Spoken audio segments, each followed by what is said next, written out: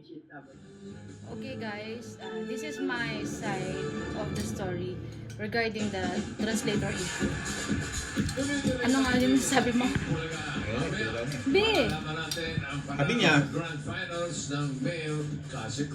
sabi nung kinagagalit dito, baka nagtataka kayo, hindi po kami tiniktik daw siya. Tiniktik. Sinara muna namin ang clones. Kasi, mali daw yung pagkakatranslate niya. Nung pinatawag siya ng board application.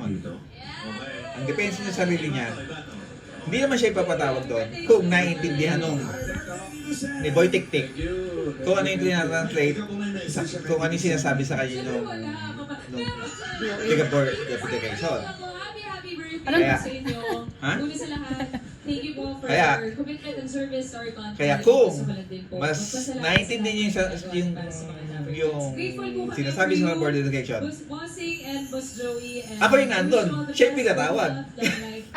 Eh di siya yung translator. Eh bakit ako yung translator? Thank you. Ano ba naman ang sinabi? Nag-apply nga siya ng trabaho, hindi siya binigyan.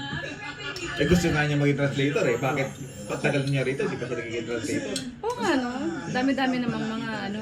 Kami lang na-applyan. Huwag na yun. Japan. Ako na ang susunod.